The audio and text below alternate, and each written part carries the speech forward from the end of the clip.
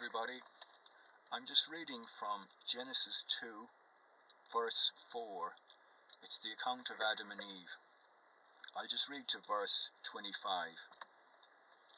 This is the account of the heavens and the earth when they were created. When the Lord God made the earth and the heavens, and no shrub of the field had yet appeared on the earth, and no plant of the field had yet sprung up, for the Lord God had not sent rain on the earth, and there was no man to work the ground. But streams came up from the earth, and watered the whole surface of the ground. The Lord God formed the man from the dust of the ground, and breathed into his nostrils the breath of life, and the man became a living being. Now the Lord God had planted a garden in the east, in Eden, and there he put the man he had formed.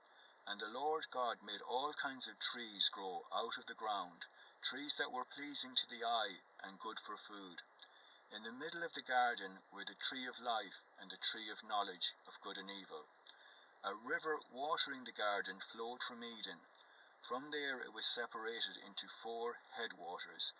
The name of the first is Pishon.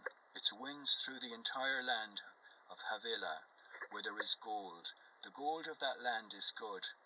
Aromatic, resin, and onyx are also there. The name of the second river is Gihon. It winds through the entire land of Cush.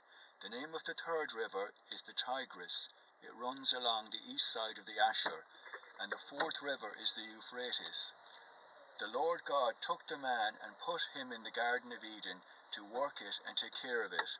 And the Lord commanded the man, "You are free to eat from any tree in the garden, but you must not eat from the tree of the knowledge of good and evil, for when you eat of it, you will surely die."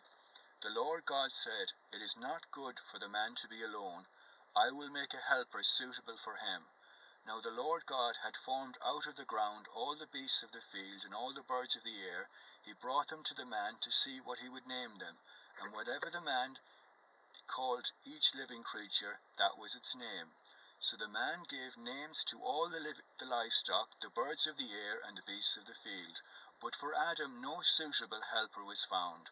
So the Lord God caused the man to fall into a deep sleep, and while he was sleeping, he took one of the man's ribs and closed up the place with flesh.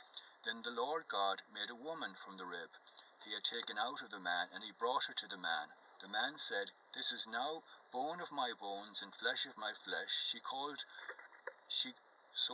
So shall be called woman, for she was taken out of man. For this reason a man will leave his father and mother and be united to his wife, and they will become one flesh." The man and his wife were both naked, and they felt no shame.